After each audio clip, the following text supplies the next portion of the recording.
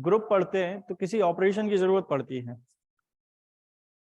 जैसे हम ऐड, अगर दो नंबर को ऑपरेट करना है तो प्लस से करोगे, डॉट से करोगे, डिवाइड से करोगे, माइनस से करोगे, तो बीच में कोई साइन तो आएगा ही, उसको ही ऑपरेशन कहते हैं।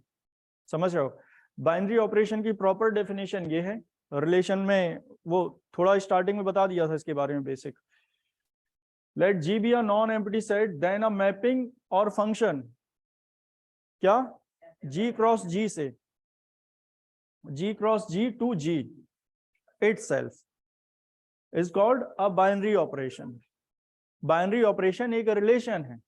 रिलेशन के बारे में पढ़ा है हमने, ए क्रॉस बी अगर निकालते हो तो एक सबसेट बन जाता है ए क्रॉस बी निकालने के बाद, और वो रिलेशन में सबसेट होना चाहिए।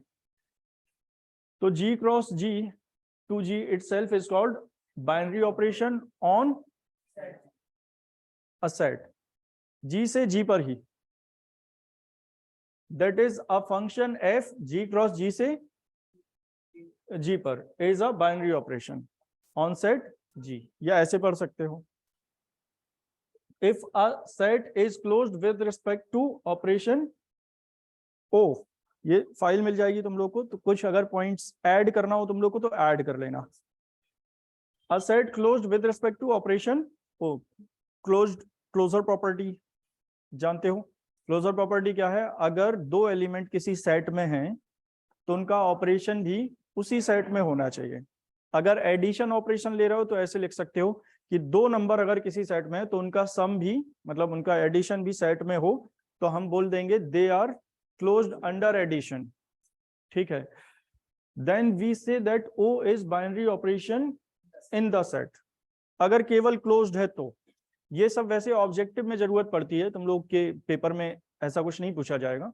ये ऑब्जेक्टिव पेपर होता था, ये सारी चीजें पूछ सकते थे कि अगर हम ये बोलेंगे we say that O is binary operation in the set, केवल क्लोजर प्रॉपर्टी सेटिस्फाई कर दो तो हम बोल देंगे केवल एक प्रॉपर्टी, तो हम बोल देंगे ये बाइनरी ऑपरेशन है इस सेट के लिए।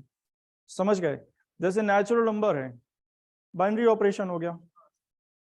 नेचुरल नंबर के लिए प्लस बाइनरी ऑपरेशन हो गया। डॉट, देखो फिर से समझ लो, ये लैंग्वेज समझ आई। If a set closed with respect to, if a set closed with respect to operation o, then we can say that o is binary operation in this set, in the given set। तो natural number अगर लिखे हम 1 2 3 so on, तो अब closure property क्या होती है? दो कोई भी नंबर पिक करेंगे और उनका ऑपरेशन भी अगर इसी सेट में आ जाए तो हम बोलेंगे कि they are closed under the given operation या with respect to the given operation. अब सपोज हमने 2 और 3 लिया और ऑपरेशन प्लस ले रहे हैं, 5 आएगा और 5 इसको बिलोंग करता है, तो हम बोलेंगे 2 and 3 are closed with respect to operation addition या अंडर एडिशन। समझ गए? और ऐसा सभी नंबर के लिए है, सभी नेचुरल नंबर के लिए, हाँ या नहीं? तो इस केस में प्लस को बाइनरी ऑपरेशन कह सकते हैं नेचुरल नंबर सेट के लिए, मतलब सेट के अकॉर्डिंग बाइनरी ऑपरेशन भी चेंज हो जाएगा। डॉट के लिए बताओ, कह सकते हैं 5.6 लिखोगे 30 आएगा और 30 बिलोंग करेगा इसको, या कोई और नंबर लिख के देख लो, ये तो एक एग्जांपल है। For every element belongs to N, for every 2 element belongs to N, their operation is also belongs to the set. Clear? लेकिन अगर हम इसमें बोलें माइनस, तो माइनस बाइनरी ऑपरेशन नहीं है नेचुरल नंबर के लिए। क्यों नहीं है? क्योंकि 2 - 3 -1 and -1 does not belongs to N, तो -1 यहां बाइनरी ऑपरेशन नहीं है। क्लियर? ऐसे ही अगर डिवाइड की बात करें तो 2/3 यहां बिलोंग नहीं करता है, तो नेचुरल नंबर के लिए 2 बाइनरी ऑपरेशन है केवल, प्लस एंड डॉट। क्लियर हो गया ये स्टेटमेंट? चलो आगे देखते हैं। It is also known as binary composition, ठीक है, it is also known as binary composition. आगे देखो, कार्डिनलिटी ऑफ अ ग्रुप, इसी को ऑर्डर ऑफ अ ग्रुप कहते हैं। Number of elements in a group is called cardinality of a group, ठीक है। कुछ कुछ पॉइंट्स हैं उसमें ऑब्जेक्टिव के, तो वो चाहो तो तुम लोग लिख लेना, नहीं लिखोगे तो भी चलेगा। Let G be a non empty finite set, then number of elements in G is called cardinality of G, ठीक है। It is also known as order of group G. if G is set, if G is a set of cardinality n, if G is a set of cardinality n, मतलब number of elements in G कितने हैं n, then number of binary operation on G is n to the power n square। ये objective के लिए है, ये तुम लोग के इसमें नहीं है, याद करना चाहो याद कर लेना कुछ, ठीक है, ऐड हो जाए कुछ चीजें, ये ऑब्जेक्टिव के हैं इसलिए लिखे हैं, बाकी इनका कोई काम नहीं। समझ गए? तो अगर बाइनरी ऑपरेशन उसमें पूछा होता कि कितने बाइनरी ऑपरेशन है, तो हम n to the power n square करके कर देते, कितने बाइनरी ऑपरेशन निकाले जा सकते हैं। समझ गए? क्योंकि बाइनरी ऑपरेशन क्या है, एक रिलेशन ही तो है, कितने रिलेशन निकाल सकते हैं। एल्जेब्रिक स्ट्रक्चर, जैसे एग्जाम्पल के लिए बताएं, इसमें अगर 1 ओमेगा ओमेगा स्क्वायर एक सेट है, इसकी कार्डिनलिटी क्या होगी, मतलब ऑर्डर क्या होगा इसका, 3, order of G equal to 3, तो 3 पावर 3 स्क्वायर, समझ गए, मतलब 3 पावर 9, ये क्या हो जाएगा, number of binary operation defined on G. Algebraic structure, अब जब हमें ग्रुप नहीं सेट, अगर क्लोजर प्रॉपर्टी या कोई भी प्रॉपर्टी अगर हमें अप्लाई करनी है, तो सेट के साथ एक ऑपरेशन पता होना चाहिए। तो नॉन एम्प्टी सेट जानते हो, ऑपरेशन भी जानते हो। अगर हम ये बोलें जी विद ऑपरेशन डॉट या G with operation a set G with operation O, a set with operation with binary operation O, a set G with binary operation O, तो G को O के साथ लिख दो किसी ब्रैकेट में, इसी को कहते हैं एल्जेब्रिक स्ट्रक्चर, ठीक है, समझते हो गए शायद। तो एल्जेब्रिक स्ट्रक्चर क्या होता है बताओ, G अगर कोई नॉन एम्प्टी सेट है और O कोई बाइनरी ऑपरेशन है, तो G कॉमा O ही एल्जेब्रिक स्ट्रक्चर कहलाएगा। अगर रिंग पड़ी है तो ये भी समझते हो, R प्लस डॉट ये लिख दो एक ब्रैकेट में, तो इसको भी क्या कहेंगे, algebraic structure. If A is a non empty set and asterisk और स्टार जो भी पढ़ते हो is a binary operation on A, is a binary operation on A, then A set को और ऑपरेशन को ब्रैकेट के अंदर लिख देंगे, तो उसको क्या बोलोगे, is said to be algebraic structure. Clear? Example देखो, नेचुरल नंबर और ऑपरेशन लिख दिया ओ हमने, सेट नेचुरल नंबर है, तो ये एल्जेब्रिक स्ट्रक्चर है। जरूरी नहीं है कि ये सारी प्रॉपर्टी सेटिस्फाई हो, क्लोज जरूर होना चाहिए, तभी वो ऑपरेशन कहलाएगा, वो बाइनरी ऑपरेशन होगा इस सेट के लिए, ठीक है। तो अगर ये ऑपरेशन ओ नेचुरल नंबर के लिए क्या है, क्लोज्ड, तो इसको बाइनरी ऑपरेशन कहेंगे फॉर नेचुरल नंबर। तो n कॉमा ओ को क्या कह सकते हो, एल्जेब्रिक स्ट्रक्चर।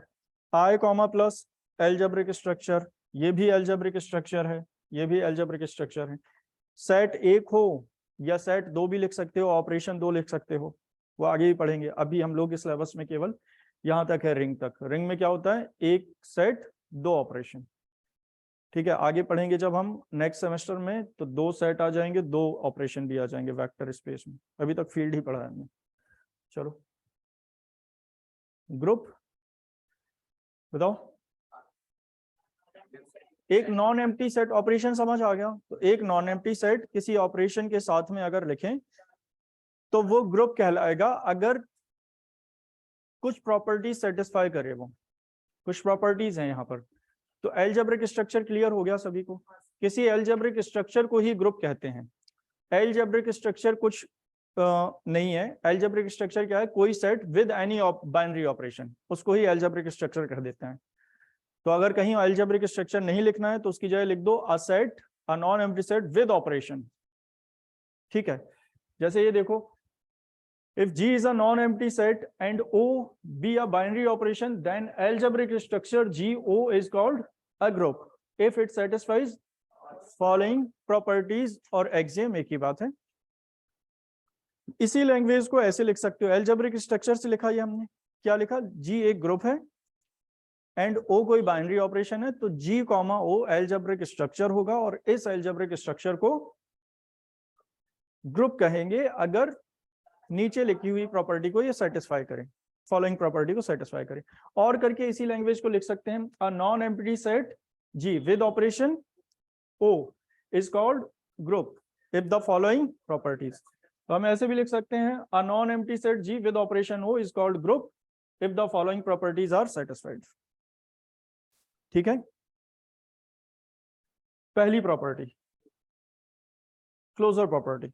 क्लोजर प्रॉपर्टी क्या? अभी अभी बताया, कोई भी दो एलिमेंट अगर सेट में हैं तो उनका ऑपरेशन भी उसी सेट में होना चाहिए। तो हम कह सकते हैं ये सेट क्लोजर प्रॉपर्टी सेटिस्फाई करता है with respect to given operation. ठीक है, तो ये लैंग्वेज होती है लिखने की। फॉर एवरी का साइन समझते ही हो, for every A comma B belongs to G, मतलब for all A comma B belongs to G. कोई भी दो एलिमेंट लो जी के अंदर तो उनका ऑपरेशन भी जी में होना चाहिए, तो उसको क्या बोलोगे? Closure property. ठीक है, क्लोजर प्रॉपर्टी सेटिस्फाई हो गई, ये कह सकते हैं। एसोसिएटिव, एसोसिएटिव में क्या होता है? इसमें ब्रैकेट शिफ्ट कर सकते हो। तीन एलिमेंट की जरूरत पड़ती है for every A comma B belongs A comma B comma C belongs to G, A O B O C equal to A O B O C. बस ब्रैकेट को शिफ्ट कर सकते हैं, मतलब ब्रैकेट कहीं भी लिख सकते हैं।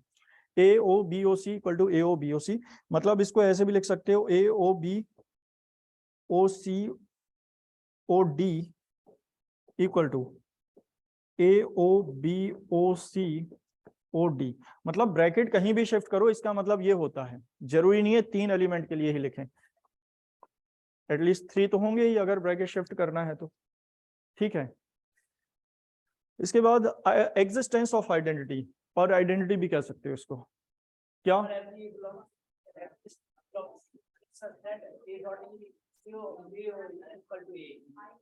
एग्जाम्पल बताओ, डेफिनेशन। ये बिल्कुल रटी हुई डेफिनेशन नहीं है। क्यों? होता क्या है आइडेंटिटी? सपोज ये कोई एलिमेंट है ए, क्वेश्चन मार्क।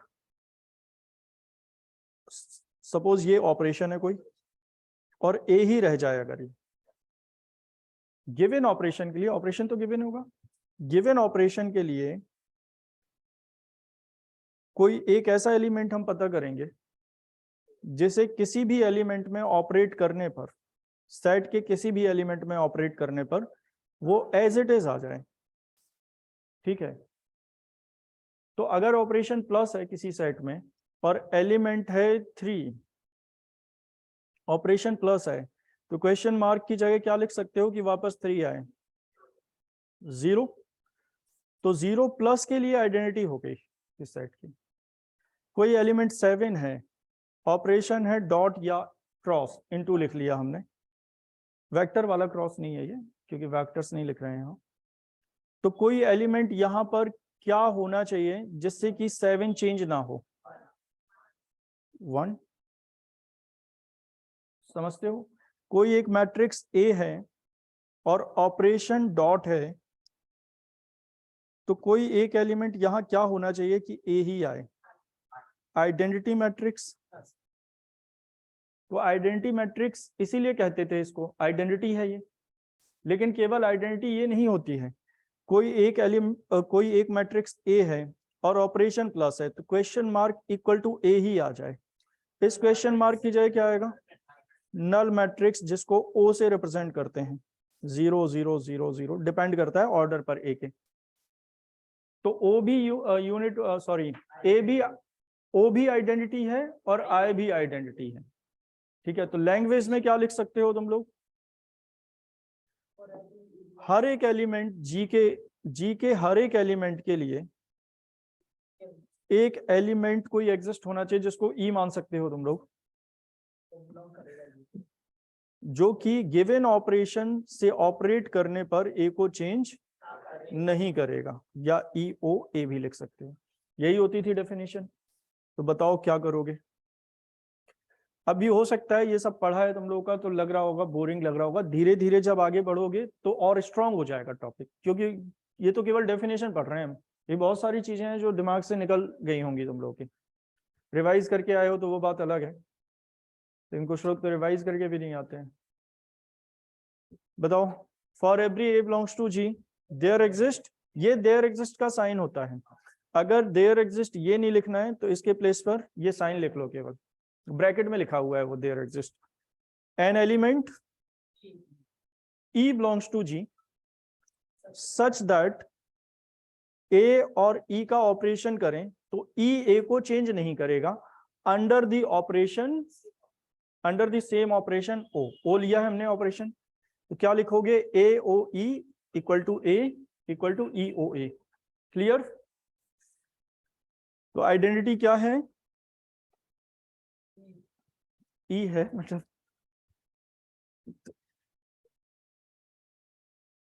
तो आइडेंटिटी क्या है, एक ऐसा एलिमेंट जो किसी भी एलिमेंट को के साथ ऑपरेट करने पर उस एलिमेंट को चेंज नहीं करेगा। ठीक है, कोई गिवन एलिमेंट है और उस गिवन एलिमेंट को आइडेंटिटी से ऑपरेट करेंगे तो वो गिवन एलिमेंट ही आएगा, कोई भी चेंजेस नहीं होंगे इसमें। तो ये आइडेंटिटी है। Identity clear.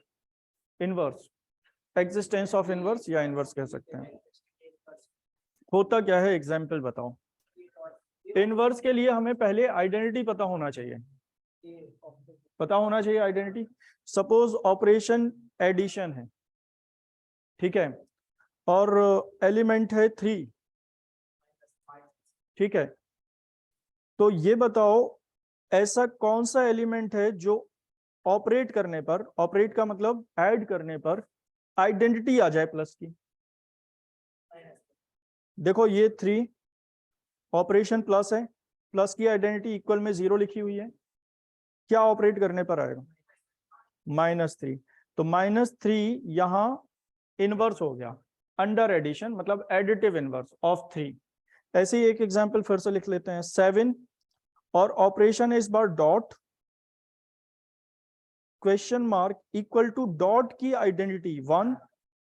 तो बताओ यहां पर क्या एलिमेंट होना चाहिए, यहां क्या एलिमेंट होना चाहिए जिसका डॉट करने पर डॉट की आइडेंटिटी आ जाए।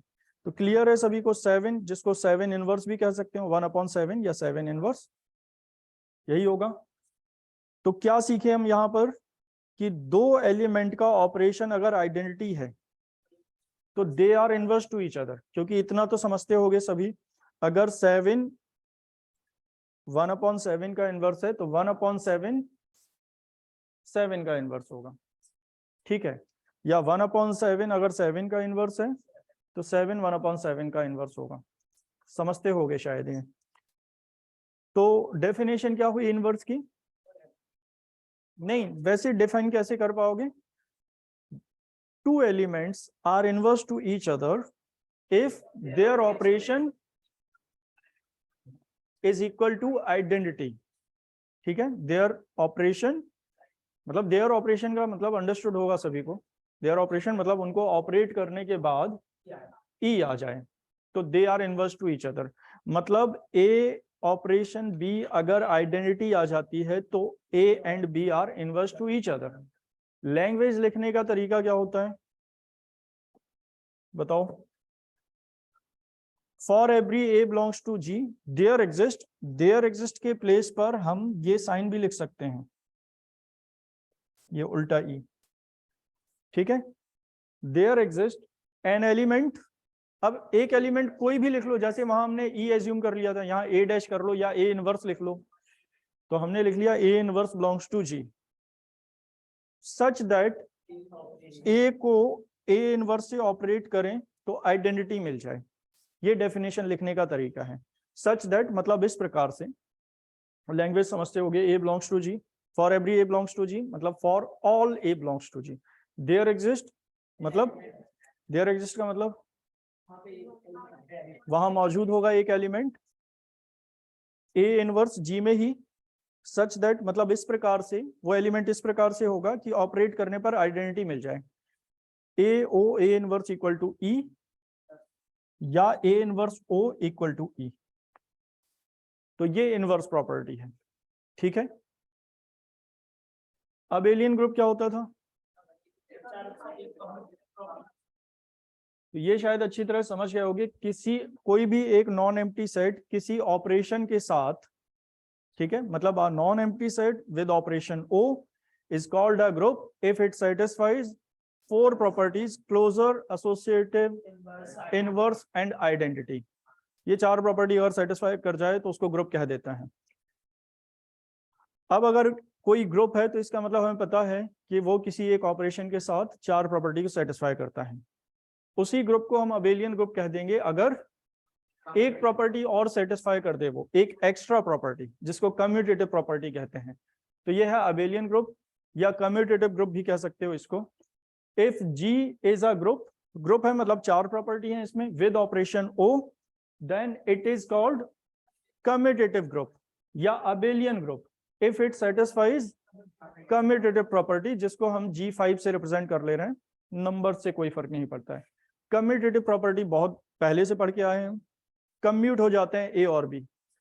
तो यहाँ दो एलिमेंट की जरूरत पड़ेगी, A comma B belongs to G, for every का मतलब for all A comma B belongs to G, A O B equal to B O A. अगर ये और सेटिस्फाई करता है तो दो चीजें अच्छी तरह दिमाग में डाल लो, हर नंबर्स, सारे नंबर्स एसोसिएटिव होते हैं, सारे नंबर कम्यूटेटिव होते हैं।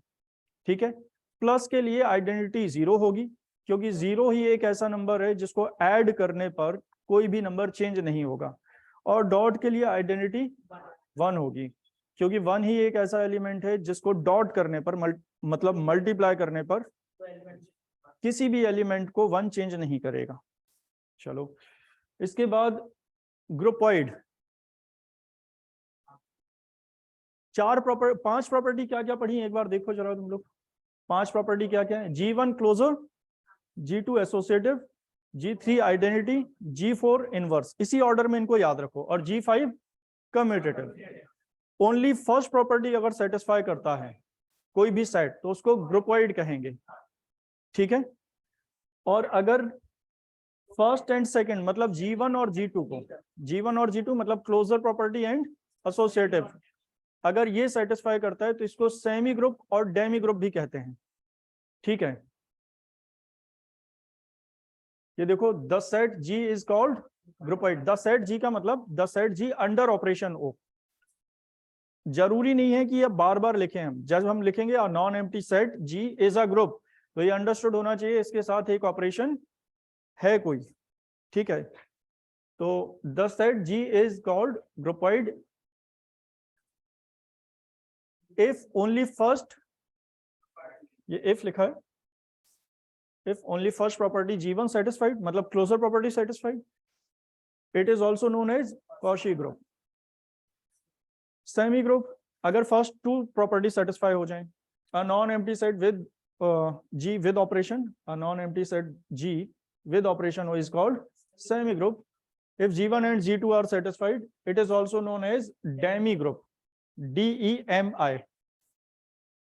मोनोइड अगर पहली तीन प्रॉपर्टी सेटिस्फाई कर दें, G1 G2 G3, G1 का मतलब क्लोजर, G2 का मतलब एसोसिएटिव, G3 का मतलब आइडेंटिटी, ये तीन प्रॉपर्टी अगर सेटिस्फाई करता है कोई सेट किसी ऑपरेशन के साथ with respect to any operation, then उस ऑपरेशन के लिए इस सेट को बोलेंगे हम मोनोइड। क्लियर? तो मोनोइड का मतलब क्या हो गया, पहली तीन प्रॉपर्टी सेटिस्फाई करना चाहिए, क्लोजर, एसोसिएटिव, आइडेंटिटी, इनवर्स से मतलब नहीं होता है इसमें। तो अब पहली प्रॉपर्टी सेटिस्फाई करे तो ग्रुपॉइड, क्लोजर प्रॉपर्टी।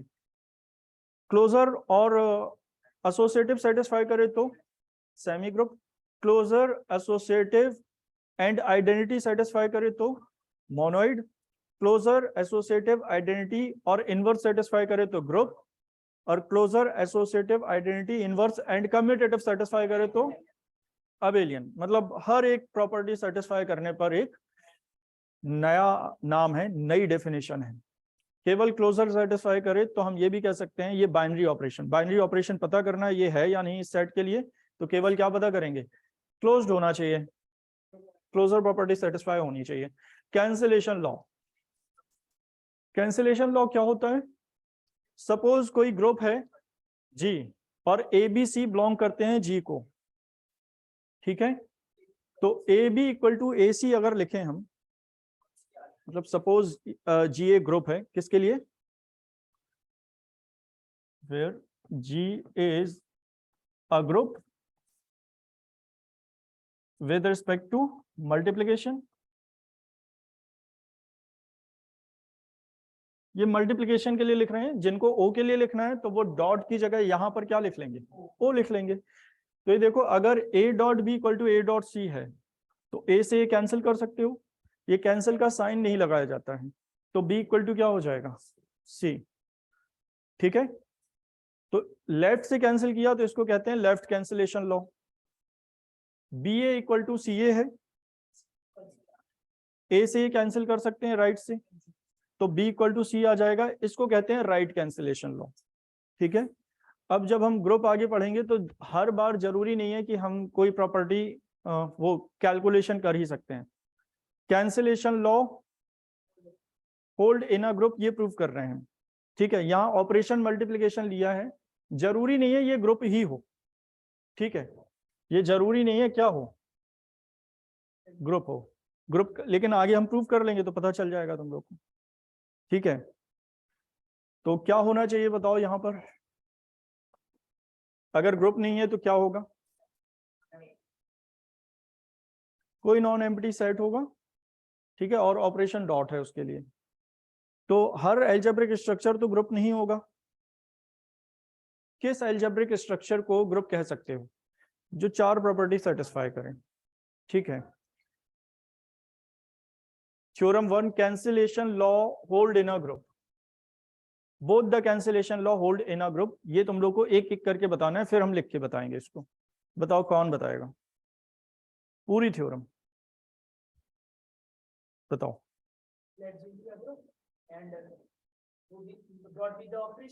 ठीक है,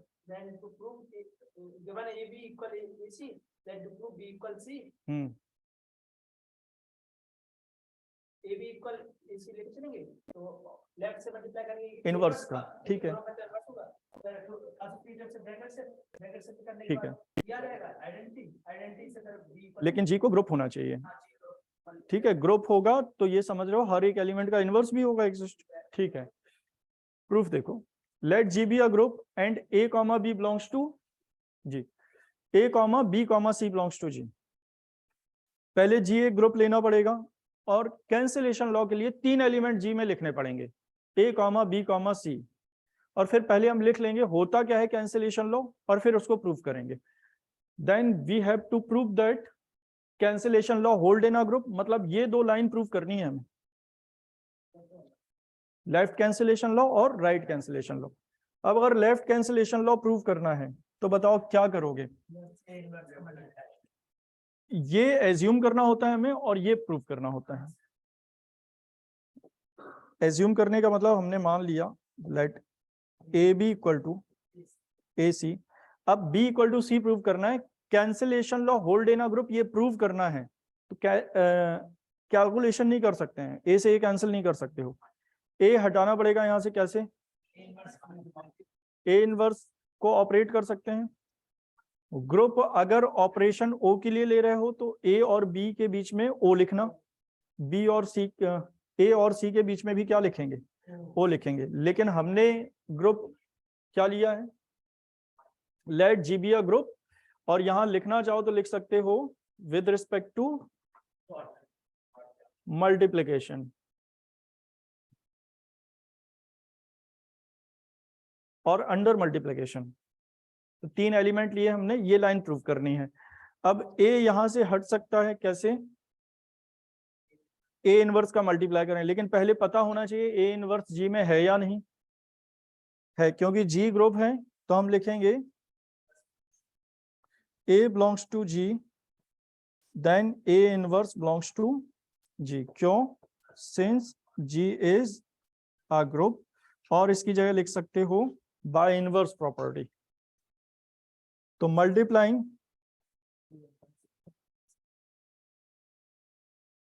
A inverse from left side, A inverse AB equal to A inverse AC, A inverse AB equal to A inverse AC। Associative property apply कर दी हमने, ये ब्रैकेट को शिफ्ट कर लिया। फिर बताओ क्या करोगे, ए इनवर्स ए को क्या लिख लेंगे, ई, और B as it is, A inverse A को यहां भी E, B as it is, A inverse A को C, sorry, A inverse A को ई कैसे लिखा हमने, बाय इनवर्स प्रॉपर्टी, क्योंकि A inverse is the inverse of A, और इनवर्स को ऑपरेट करने पर आइडेंटिटी बन जाते हैं, और आइडेंटिटी का किसी के साथ भी मल्टीप्लाई करना मतलब ऑपरेट करना मतलब same element, B equal to C, ये प्रूव हो गया। सिमिलरली सेकंड कर सकते हो,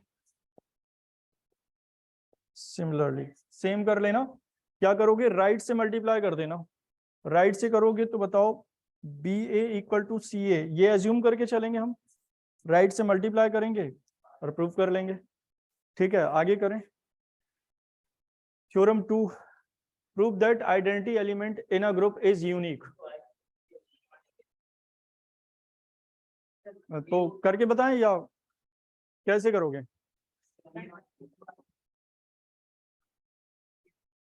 सब बोल रहे हो तुम लोग, सोनम बताओ कैसे करेंगे।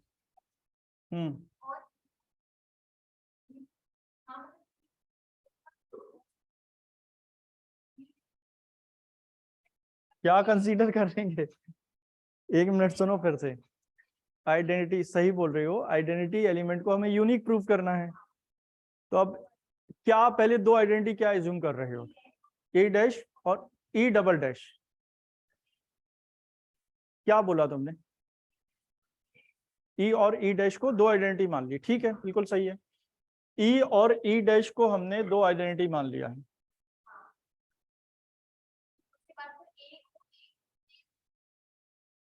भूल गए, सही है, ठीक है,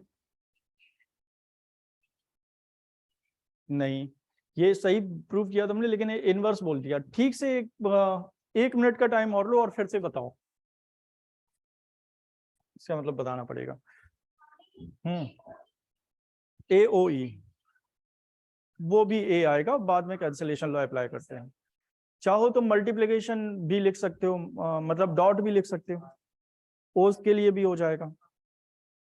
तो थ्योरी क्या लिखेंगे, सबसे पहले जी एक ग्रुप है, और क्योंकि हमें आइडेंटिटी को यूनिक प्रूव करना है तो हम दो आइडेंटिटी मान लेंगे। यूनिक प्रूव करने का ये सिंपल तरीका होता है, जो यूनिक प्रूव करना है उसके दो क्लोन मान लेंगे हम, और बाद में प्रूव करेंगे वो दोनों सेम हैं।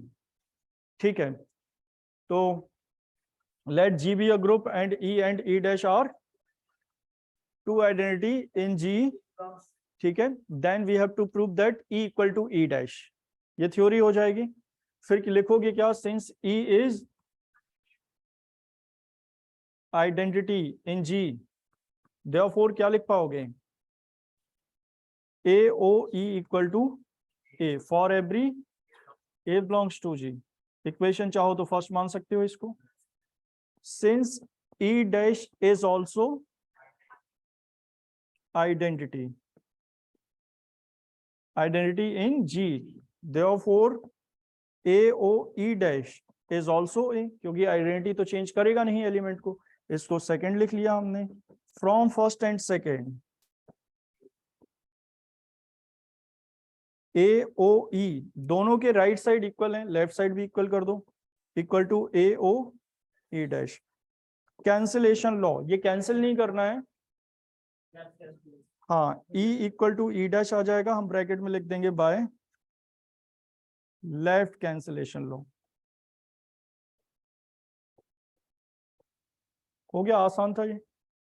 क्या प्रूव कर लिया हमने? Identity element is unique. Theorem 3 बताओ क्या? इनवर्स एलिमेंट किसका? तुम लोग बोर हो रहे हो ना, तो तुम लोग करके बता रहे हो ना, तो पढ़ना चाह रहे हो। तो कर भी तो नहीं रहे हैं सारे, फिर सभी बच्चों की कॉपी चेक करो, उसमें भी कुछ बच्चों का हो रहा है, कुछ बच्चों का नहीं हो रहा है, फिर उसके बाद बताओ भी। तो अच्छा घर जाओ। मतलब सच में बोर हो रहे हो, यही पता कर रहे थे हम। किसी ने रिएक्ट नहीं किया, किसी ने ये नहीं बोला सर नहीं बोर हो रहे हैं। ये तो पता करने का तरीका है। तुम लोग बोर हो रहे हो, कोई रिएक्शन नहीं, इसका मतलब सच में बोर हो रहे हो। बताओ, inverse element is unique. Prove that inverse of each element in a group is unique.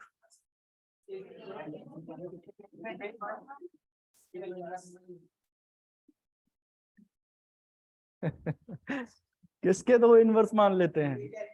एक एलिमेंट ए लेंगे, उसके दो इनवर्स मान लेंगे, कुछ भी, A dash A double dash. बाद में प्रूव करेंगे A dash A double dash बराबर है। थ्योरी क्या लिखोगे?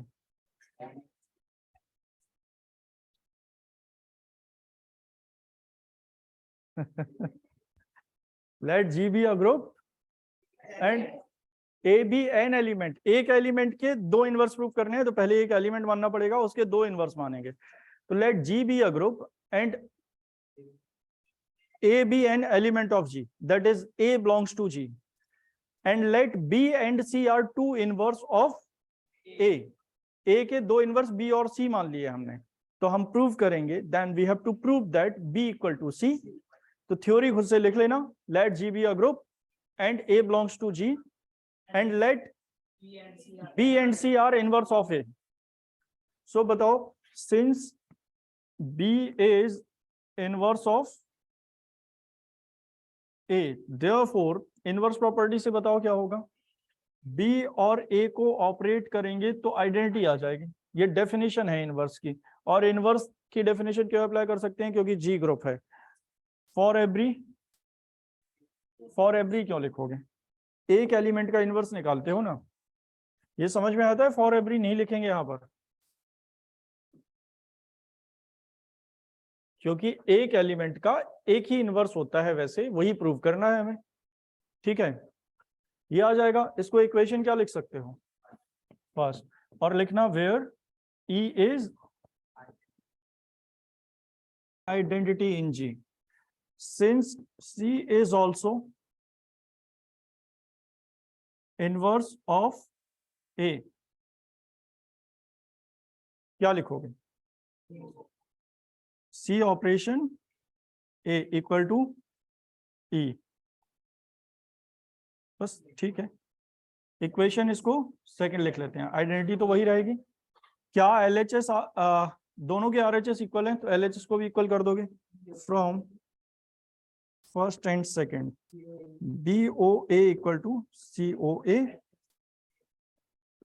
B equal to C। ये कैंसिल का साइन नहीं लगाना है तुम लोग को, उसकी जगह लिखना है बाय, क्योंकि राइट से कैंसिल किया है, तो right cancellation law, by right cancellation law. ये प्रूव हो गया। क्या प्रूव कर दिया हमने? Hence inverse of each element in a group is unique. ठीक है, अगली थ्योरम करके बताओ तुम लोग।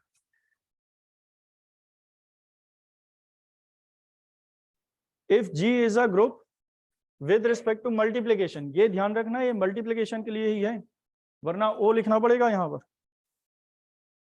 मल्टीप्लीकेशन के लिए है तो ये लिखा है, अदरवाइज O के लिए लिख सकते हैं। चलो, नहीं ऐसे ही प्रूव करो, अब तो चेक नहीं करेंगे, बस तुम लोगों को ये चेक करना है तुम लोग को खुद कर पा रहे हो या नहीं ये क्वेश्चन, क्योंकि कुछ दिन पहले और दिया था, ये थोड़ा अलग है।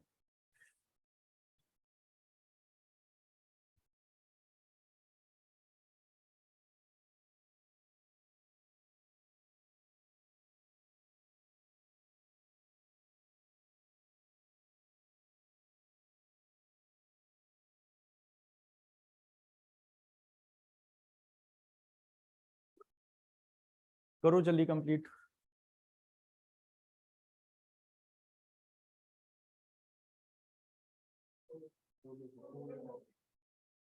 हो गया?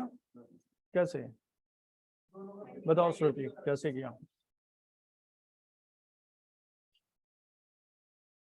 क्यों ऑपरेट करेंगे? इसका इन्वर्स कहाँ है?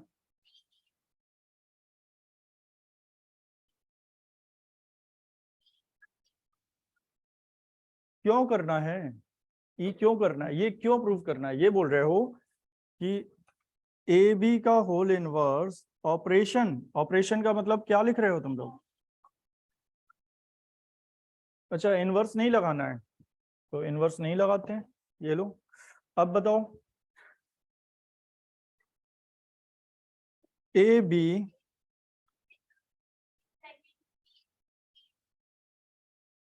मतलब ये डॉट है, क्यों करना है? ये क्यों करना है? मतलब ए बी और बी इनवर्स इनवर्स का मल्टीप्लाई क्यों कर रहे हो? प्रूफ तो वो करना है हमें, तो याद करके आए हो, ये समझाया था। अच्छा, क्या वही आएगा? वही तो समझाना है तुम्हें। क्या आएगा वही? मतलब ये डिस्क्राइब तो करो। ये अगर हम ये बोलते हैं ए बी का मल्टीप्लाई करो, ये प्रूव कर दें और बोलें यही तो आएगा, तो कैसे चलेगा? कैसे समझोगे? तो ये समझाओ पहले।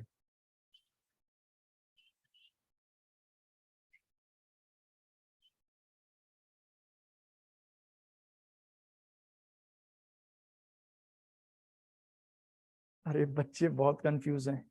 वैभव, यस सर। ये वीडियो क्यों बंद रहता है तुम्हारा? ये लास्ट वार्निंग है, इसके बाद बताया नहीं जाएगा तुम्हें कि वीडियो बंद क्यों है।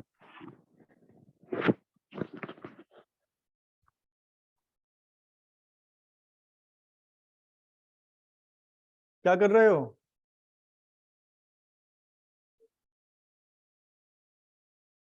लिख रहे हो या नहीं? रिवीजन ये तुम्हारे लिए ही कराया जा रहा है।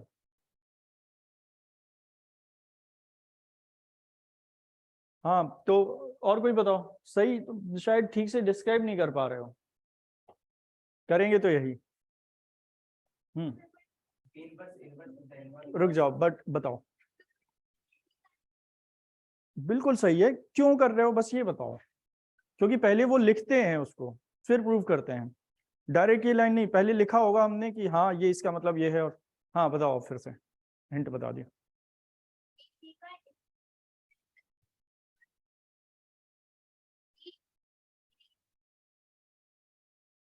Inverse of A B equal to B inverse A inverse तो प्रूव ही करना है। सिंस कैसे लिख सकते हैं? हाँ, ये प्रूव करना है हमें। सबसे पहले हम लिखेंगे let G be a group and two elements a comma b belongs to g, then we have to prove that this line, ये लिख लोगे। then we have to prove that ab whole inverse equal to b inverse a inverse। और इसका मतलब पहले समझते हैं हम। इसका मतलब ये है ab का inverse b inverse a inverse है, that is inverse of ab is b inverse a inverse. एक तरह से हमें ये प्रूव करना है कि ए बी का inverse B inverse A inverse है। तो ए किसी एलिमेंट बी का इनवर्स होगा, या तो फिर फर्स्ट एलिमेंट सेकंड का इनवर्स होगा, अगर उनका ऑपरेशन आइडेंटिटी आ जाए। तो हमें प्रूव करना है ए बी इसका इनवर्स है, ये दोनों लाइन सेम है। दैट इज हमें प्रूव करना है ए बी और बी इनवर्स ए इनवर्स का ऑपरेशन, जो कि यहाँ डॉट है तो वो लिखने की जरूरत नहीं है, इक्वल टू ई आना चाहिए, where E is identity in G with respect to multiplication. अगर ऑपरेशन ओ होता तो हर जगह बीच में ओ लिखा होता। तो हमने क्वेश्चन को ट्रांसफॉर्म कर लिया। ये तीनों लाइन का मतलब एक ही है। मतलब अगर ये प्रूव कर देंगे तो प्रूव हो गया जो हमें प्रूव करना था। ठीक है, तो अब एलएचएस ले सकते हो। A B B inverse A inverse equal to A B B inverse A inverse. ये एसोसिएटिव प्रॉपर्टी से ब्रैकेट शिफ्ट कर लिया हमने। और b इंटू बी इनवर्स क्या होगा, e a इनवर्स। फिर से क्योंकि ये एसोसिएटिव होते हैं तो ब्रैकेट कहीं भी लिखा जा सकता है। एसोसिएटिव प्रॉपर्टी ही यही होती है कि ब्रैकेट कहीं भी लिख लो, चाहे फर्स्ट सेकंड फर्स्ट टू में या फिर लास्ट टू में। तो ए ई क्या हो जाएगा, ए आइडेंटिटी प्रॉपर्टी होती है ये, आइडेंटिटी एग्जिस्टेंस ऑफ आइडेंटिटी में पढ़ा है हमने, ए का मल्टीप्लाई ई में करेंगे तो ए ही आएगा। और ए इनवर्स क्या होता है, ई। तो हमने प्रूव कर दिया ये लाइन, इसका मतलब ये प्रूव हो गया। इसको रिवर्सल लॉ कहते हैं, ठीक है। अगर ऑपरेशन ओ के लिए लिखते तो क्या होता है, ये बता चुके हैं शायद, A O B equal to A O B inverse equal to B inverse O A inverse. इसका मतलब यह है दो एलिमेंट के ऑपरेशन का इनवर्स उन एलिमेंट के इनवर्स के ऑपरेशन के बराबर है। इसीलिए अगर ये एडिशन के लिए करेंगे तो a प्लस बी का जब होल इनवर्स करेंगे तो एडिटिव इनवर्स माइनस आ जाएगा बाहर, और a का इनवर्स माइनस ए एडिटिव इनवर्स, b का माइनस बी। हाँ b पहले आएगा, ये बाद में। ये करना जरूरी है कि A B belongs to G होगा और B inverse A inverse prove करना पड़ेगा पहले कि डायरेक्ट कर सकते हैं? नहीं डायरेक्ट कर सकते हैं, तो क्योंकि ग्रुप दिया हुआ है उसमें तो क्लोजर प्रॉपर्टी ये सब तो क्लोजर और एसोसिएटिव से ही हो रहा है ना, तो ये सब प्रूव करने की जरूरत नहीं है। तो इसमें पहले बी और ए लिखोगे तो ज्यादा अच्छा होगा, minus B, B inverse O ए है ना, मतलब इनवर्स इसमें रिवर्स प्रोसेस में आता है, रिवर्स हो जाता है, इसको रिवर्सल लॉ इसीलिए कहते हैं। आगे बताओ और क्या थी थ्योरम।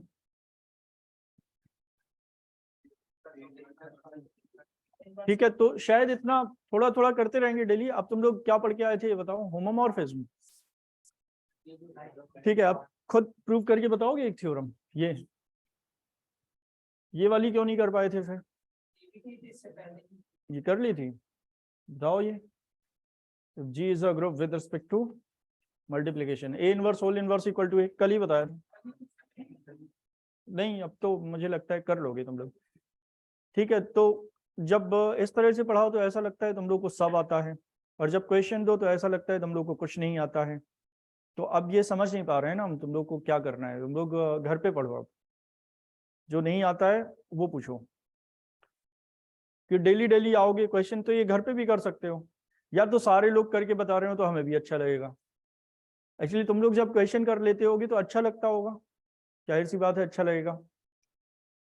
अब अगर कुछ लोग कर पा रहे हैं कुछ लोग नहीं कर पा रहे हैं तो हमारे लिए सब इक्वल है ना फिर तो, कभी ये कर पा रहे हैं कभी ये नहीं कर पा रहे हैं, मतलब तुम लोगों का रिजल्ट 100%, कुछ लोगों का 0% जो नहीं कर पा रहे हैं, लेकिन हमारा तो कुछ चेंज ही नहीं हो रहा है।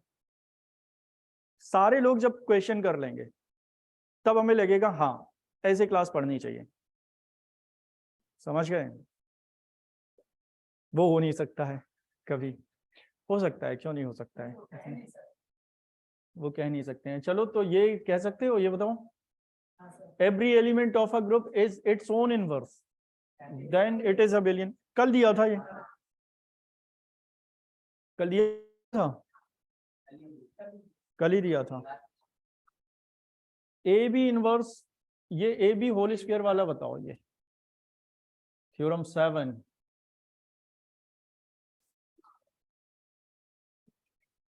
If and only if J is abelian, ये करके बताओ।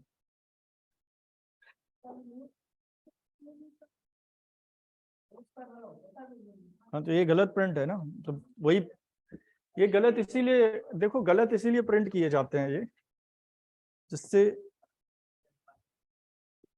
पता चल जाए तुम लोग पढ़ रहे हो या नहीं, समझ गए। तो अब बताओ तुम लोग सही क्या है, ए बी का होल स्क्वायर। तो हमें तो लगता है ये भी ठीक है, वो अलग थ्योरम थी,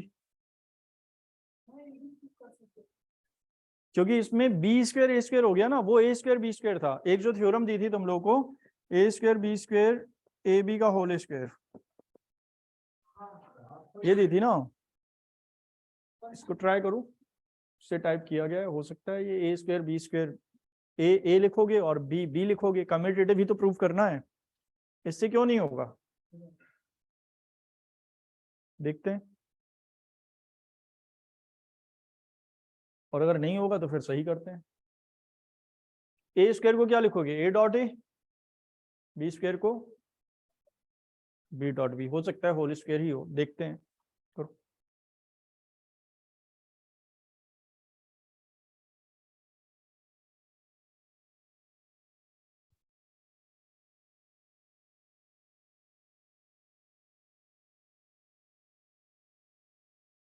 नहीं होगा ना, अबेलियन मान के अबेलियन से ये हो गया,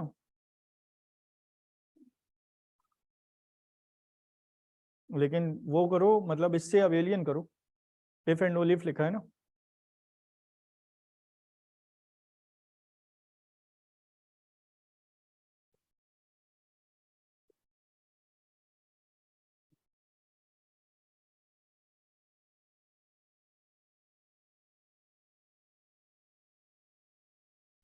तुम लोग को लाप्लास रिवाइज करना है, लाप्लास की वीडियो दे दें तुम लोग को, तो पढ़ते हो।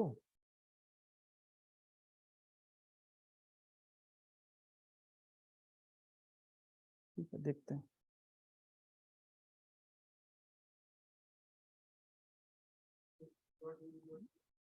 ए डॉट बी, तो वही आएगा, ए स्क्वायर ए बी का होल स्क्वायर ही आएगा उसमें, वो तो वैसे दिख रहा है इसमें।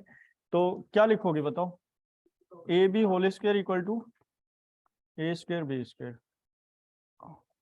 अब कर लोगे, किया है क्वेश्चन ये। चलो तो अब 10 मिनट में पूछ लेते हैं क्या पढ़ के आए हो तुम लोग, फिर कल फिर कुछ नया बताएंगे। ये क्योंकि बहुत बेसिक था, कुछ दिन से कर ही रहे हैं अब, लेकिन ये बहुत अच्छी तरह आ गई होंगी थ्योरम सारी, है ना। सब क्या दिया था कल, साइक्लिक ग्रुप। बताओ x inverse order of A and A inverse क्या सेम होते हैं, प्रूफ कैसे करोगे, कोई ऐसे ही बताएगा लिख कर नहीं, कौन बताएगा, क्रिश तुम बताओ।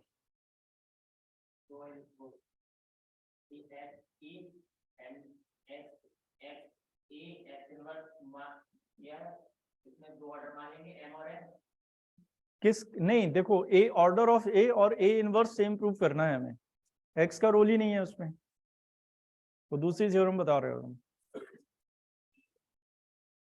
Order of A and A inverse are the same, ये पढ़ा है या नहीं पहले ये बताओ, ये पढ़ा नहीं है। और order of A x inverse A x पढ़ा है, कब याद पढ़ा है, ये भी याद नहीं आ रहा है, कब पढ़ा है, पढ़ के नहीं आए हो तुम। बताओ।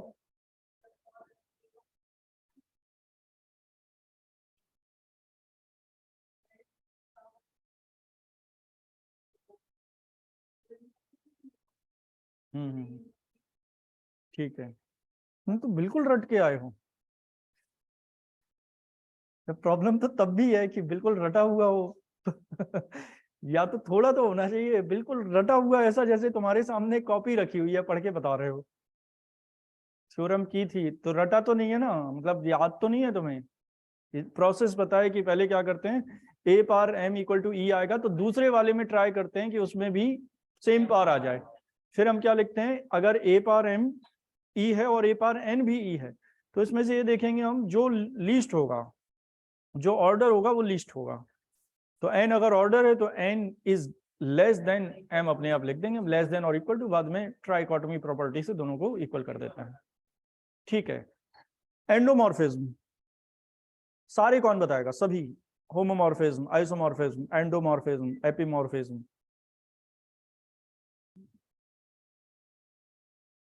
बताओ। सारे पूछेंगे नहीं, अपने आप बताओ।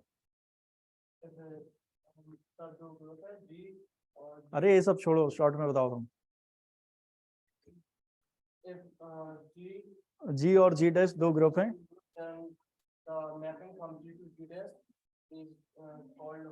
होमोमॉर्फिज्म, रुक जाओ, होमोमॉर्फिज्म की कंडीशन बताओ श्रुति, क्या होती है, जहां पर ओ और ओ डैश सेम हो सकते हैं या अलग अलग हैं, डिफरेंट है। तो ये होमोमॉर्फिज्म हो गया। आइसोमॉर्फिज्म बताओ।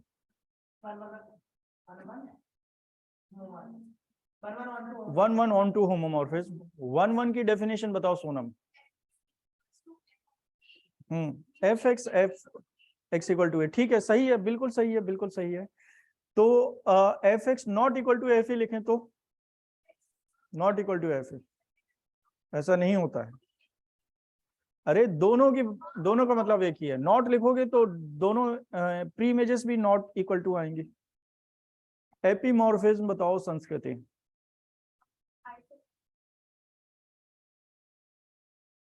आइसोमॉर्फिज्म लाइन से सब बताओ तुम।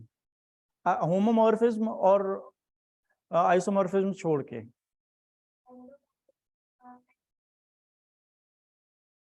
एंडोमॉर्फिज्म and homomorphism from G to itself.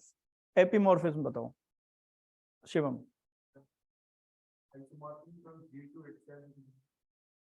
Line से तुम लोग को बहुत अच्छी तरह याद कराया है। सबसे पहले क्या लिखाया है? होमोमॉर्फिज्म, फिर आइसोमॉर्फिज्म, फिर ऑर्डर ही बता दो। एंडोमॉर्फिज्म में क्या बताया था? होमोमॉर्फिज्म जी से जी पर। एंडोमॉर्फिज्म के बाद ऑटोमॉर्फिज्म में होमोमॉर्फिज्म की जगह क्या हो जाता है? आइसोमॉर्फिज्म हो जाता है। वही कह रहे हैं, होमोमॉर्फिज्म की जगह आइसोमॉर्फिज्म जी टू इटसेल्फ। फिर उसके बाद monomorphism only 1 1। Homomorphism. Epimorphism onto homomorphism. तो आइसोमॉर्फिज्म याद रखो और होमोमॉर्फिज्म तो अपने आप ही आ जाएगा आइसोमॉर्फिज्म में। तो जो होमोमॉर्फिज्म जी से जी पर होता है वो क्या होता है? महक बताओ, जी से जी पर homomorphism. Homomorphism to itself. Endomorphism. Epimorphism क्या है फिर? तो ऑटोमॉर्फिज्म नहीं, वो तो मोनोमॉर्फिज्म है। तो अब हो रहे हो ना कंफ्यूज तुम लोग? कल पढ़ने को बोला था, आज अगर कंफ्यूज हो रहे हो फिर एग्जाम में क्या करोगे? परम्यूटेशन।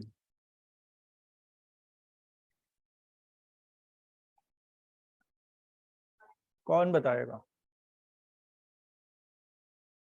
3 लोगों को पता है परम्यूटेशन के बाद। सब ऊपर करो हाथ, वरना उसी से पूछेंगे हम जिसे नहीं पता है। क्रिस तुम बताओ परम्यूटेशन क्या है?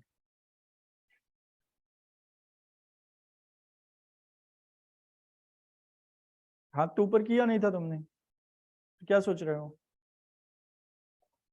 तो ये बोलो ना पता नहीं है। हाँ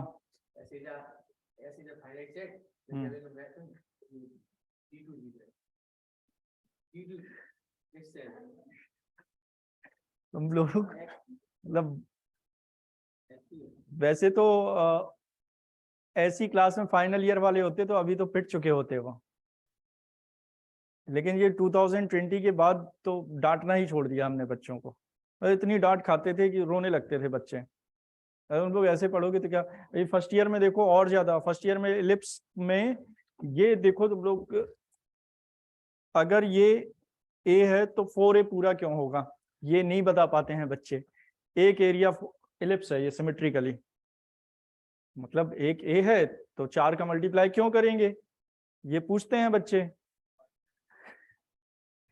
मतलब ये हाल है बच्चों का, क्या करो। हालांकि वो कुछ ना कुछ गलती से, ऐसा नहीं है, बच्चे होशियार बच्चे हैं, लेकिन कुछ तो चेंज है कोविड के बाद। तुम लोग भी इतना अच्छा पढ़ते हो लेकिन फिर G2G' कहाँ? G2G' S2 बोलो ना, पूरा पूरा बोलो फिर से।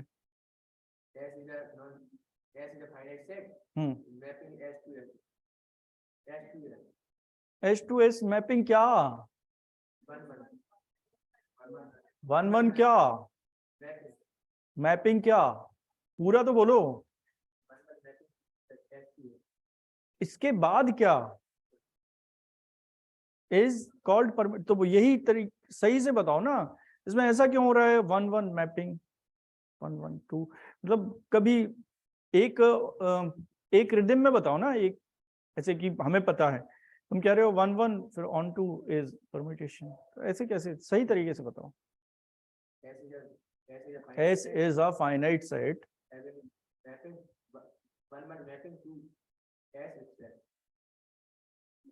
बस फिर खत्म कर दिया तुमने, आगे पूरा तो कंप्लीट करो।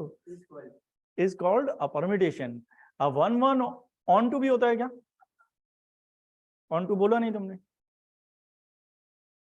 1-1 ऑन टू, तो 1-1 ऑन टू इटसेल्फ।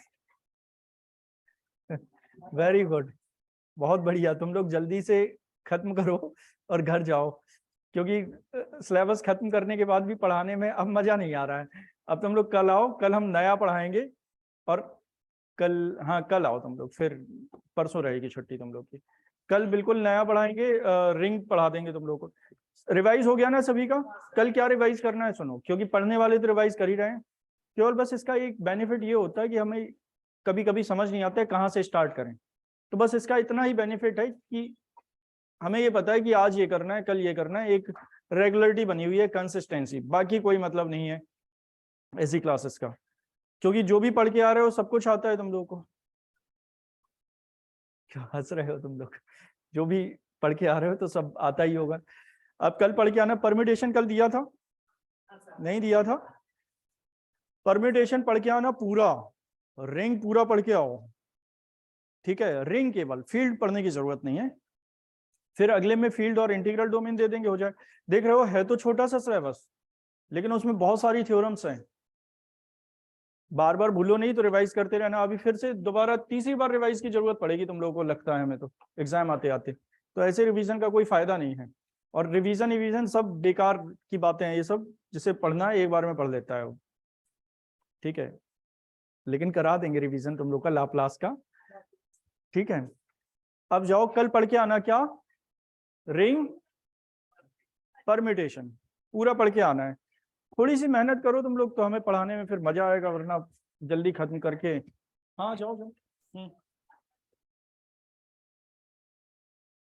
फोरियर का एप्लीकेशन जब जाओ तुम लोग कल ही करा देते हैं।